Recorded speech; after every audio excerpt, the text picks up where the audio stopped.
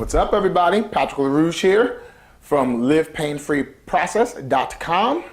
I help the super athlete as well as the super athlete at heart eliminate pain through self-care with the belief system of the body can heal anything. All we gotta do is work at it. All right, folks, what we're gonna be talking about is the big wide web of the back and back pain and back fascia.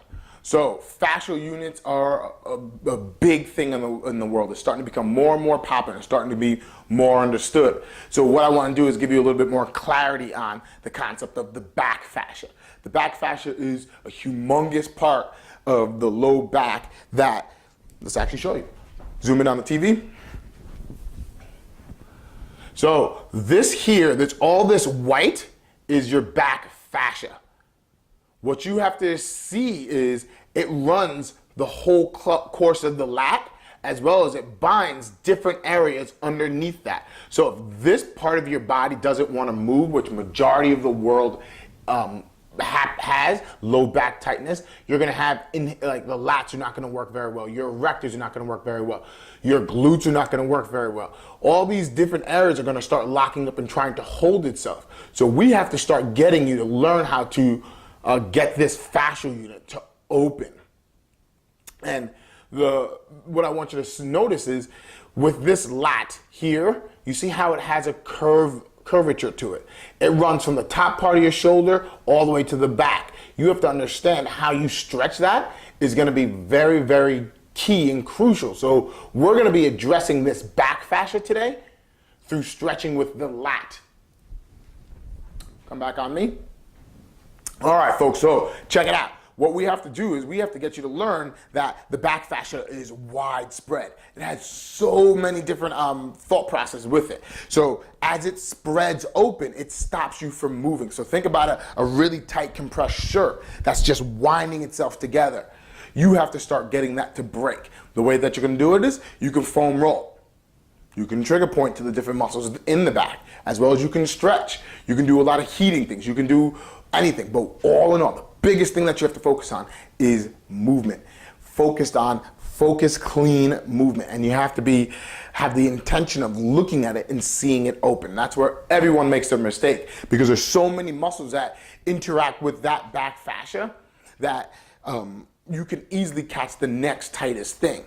But we want to focus on the back fascia. So when you're foam rolling, for instance, and you're on your back, your core, number one, I see this all the time, your core needs to be completely on. It needs to, you can't be rolled or anything, as well as you need to be off of the spine. You need to be slightly lateral. Because if you're on the spine, your body's instantly going to protect from you, and you're not really going to do anything. So even if your core is tight and you're a unit and you're rolling ever so slightly and slowly, remember that, slowly, your back is always going to protect itself if you're on your spine. It's just going to happen. It's your spine. Your body's going to protect for it. So get off the spine. So it's just a slight rotation, number one. So if you're foam rolling in your back, core needs to be on. You need to be off your spine, just a smidgen. So it's just a little bit of lateral roll when you're doing that. And it's so slow motion. When you're doing your trigger point work, remember, trigger point's all about contractile.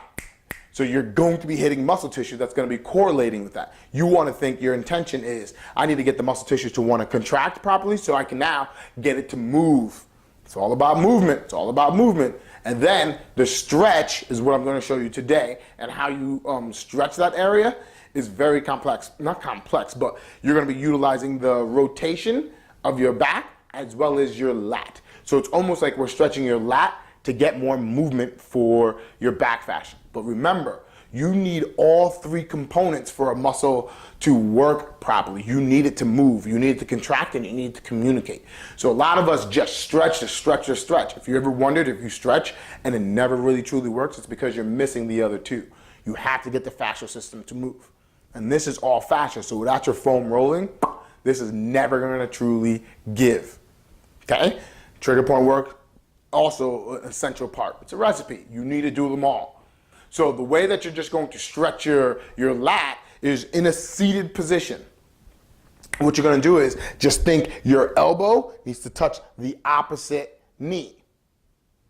Let's show you that.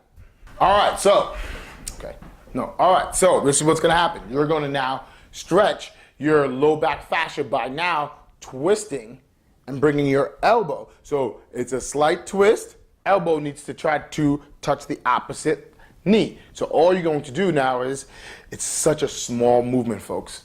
Such a small movement. Once you're slightly rotated, elbow here, and you start to extend, you're going to feel it start to open in your low back.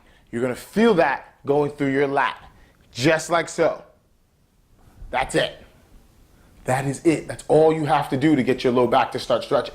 Now, that's more the rotational. To get the rest of it, all you have to do now is you can hold a door jamb and just sit down.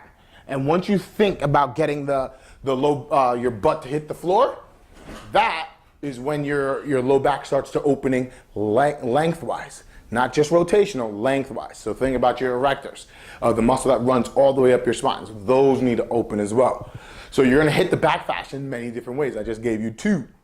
Okay, you're gonna do it rotational through the lat, as well as erectors, sitting down, getting your butt to touch the floor, as well as you're holding onto something. So you're lengthening the whole back fascia. That's gonna be key. And once you get that, you'll be surprised because calf pain will start to diminish. Low back pain will start to diminish. Upper neck and shoulder issues will start to diminish because this has a wide hold on many different issues. All right, so if you have any questions, don't forget to email me because I'm loving these questions that you guys are giving me.